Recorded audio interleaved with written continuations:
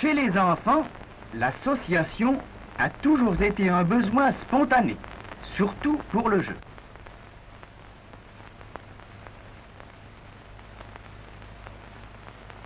Depuis quelques années, nos écoliers trouvent dans l'association volontaire d'autres activités plus utiles et aussi joyeuses.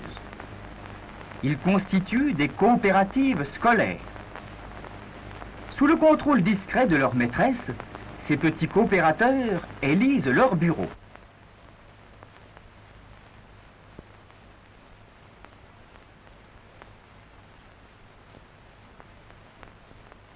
En France, notamment dans les Vosges, les coopératives scolaires sont très nombreuses. La cotisation des membres assure des ressources régulières. Chacun verse selon ses moyens.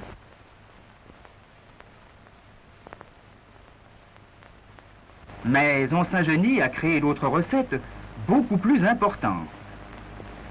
Au printemps, les jonquilles abondent dans les prairies de la région de Gérardmer. Leur cueillette sera fructueuse pour la coopérative.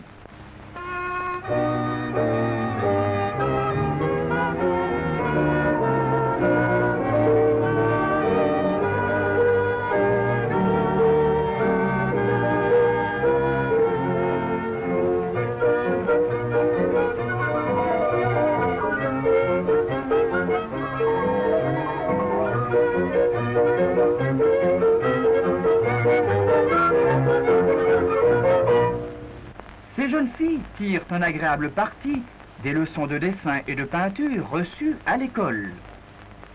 Les poteries qu'elles décorent seront vendues au bénéfice de la coopérative.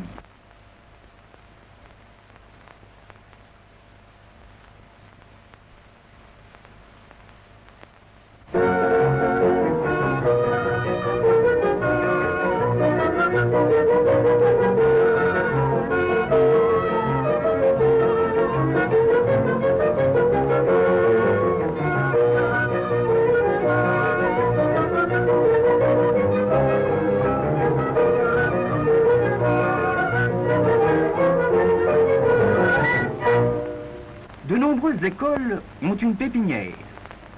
Les enfants de Raon-au-Bois cultivent la leur avec enthousiasme.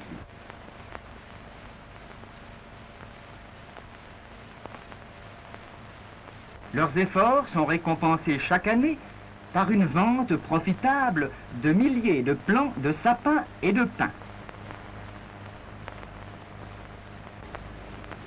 Le maître donne sur place une leçon d'arboriculture.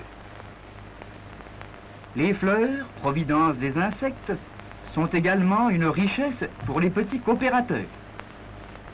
Quand la cueillette des plantes médicinales se fait collectivement, comme nous le voyons pour la digitale sur les pentes du ballon d'Alsace, la moisson est abondante.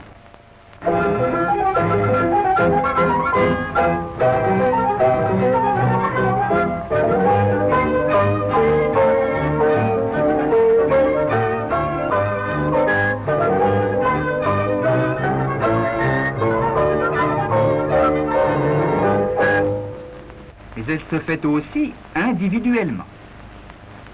Le jeudi, en gardant son troupeau, cet enfant cueille de l'arnica. Et cette fillette, en allant à l'école, glane les fleurs au long du sentier.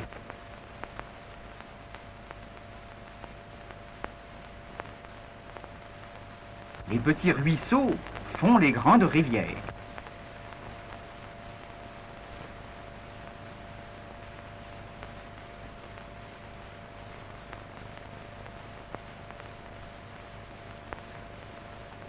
Les récoltes sont groupées au centre de vente de Saint-Maurice-sur-Moselle. L'écoulement en est plus facile et les prix plus rémunérateurs. Les sacs sont contrôlés à l'arrivée. Les petits coopérateurs vosgiens récoltent en moyenne annuellement 5000 kilos de plantes séchées. Chaque coopérative scolaire organise au moins une fête par an. On y invite tout spécialement les membres honoraires. Ces fêtes laissent généralement un bénéfice appréciable.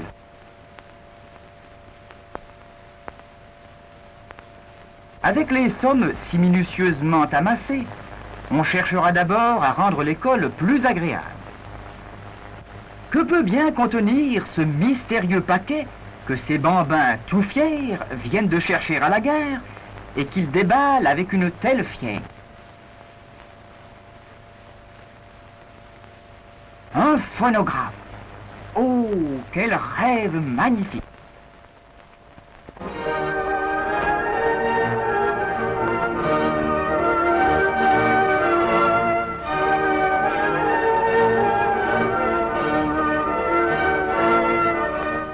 Plus tard, on achètera un poste de TSF. Le cinéma paraît plus urgent, car il n'y en a pas au village. Aussi, avec quel zèle prépare-t-on la séance dont on sort chaque fois émerveillé.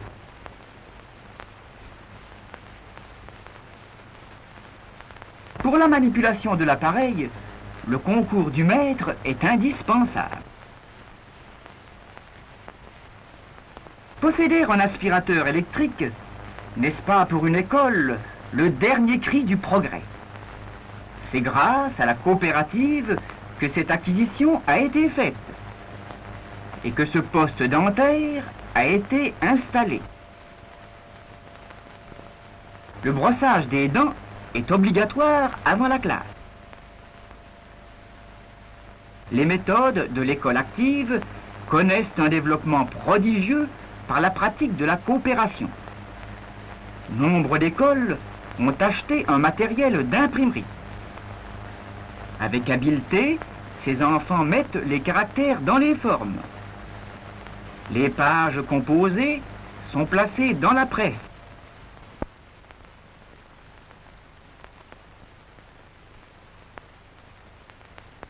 Quelle joie d'en sortir la petite revue qu'on a entièrement rédigée, illustrée et imprimée.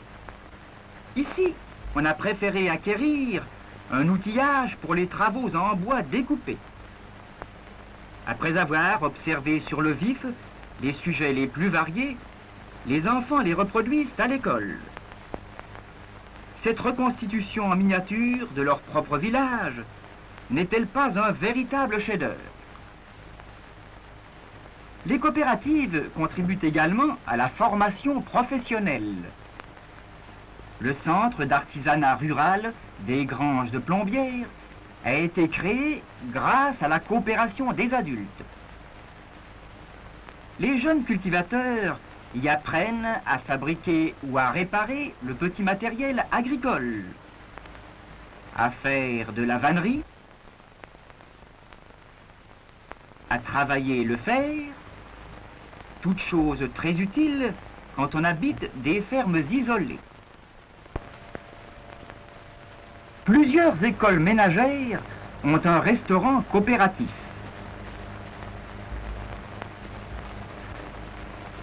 Au Tillot, les jeunes filles apprennent à jardiner, ce qui a l'avantage de procurer une partie des légumes dont on aura besoin pour la cuisine. C'est dans une ardeur joyeuse que ces jeunes filles font leur éducation de cuisinières.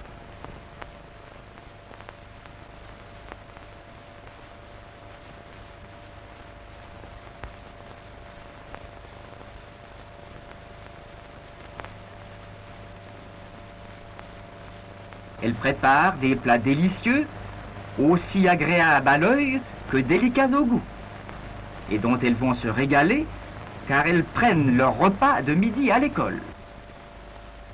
Le prix de revient est au surplus extrêmement modique, comme le révèle la comptabilité tenue par la trésorière. Voici pour nos petits coopérateurs la grande récompense et la grande joie de l'année. Partir pour un beau voyage.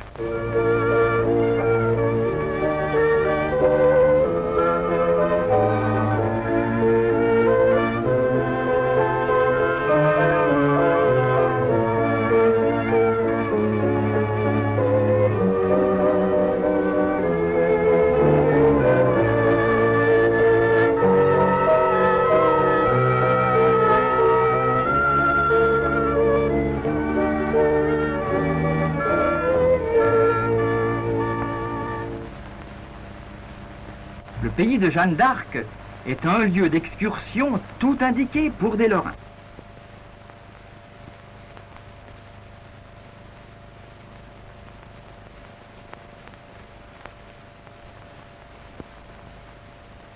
Quelle fierté d'exécuter un concert devant la maison natale de la Pucelle.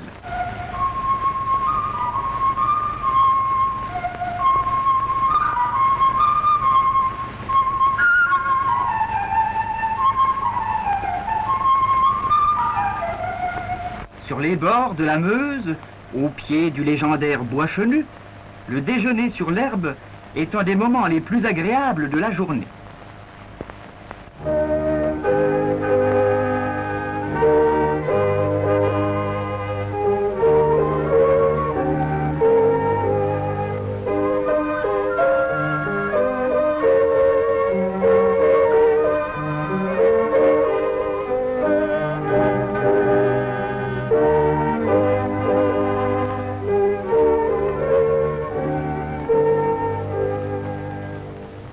Les petits coopérateurs ne sont pas égoïstes. La fête de l'arbre de Noël, par exemple, est l'occasion de distribuer des jouets à tous les enfants du village. Les enfants pauvres reçoivent aussi des vêtements chauds.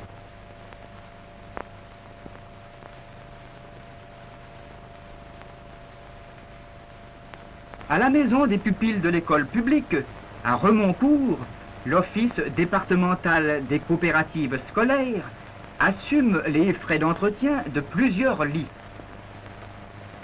Grâce à la solidarité des écoles, ces petits orphelins connaissent les joies de leur âge. Ah, si tous les gars du monde voulaient se donner la main. C'est le réveil du monde.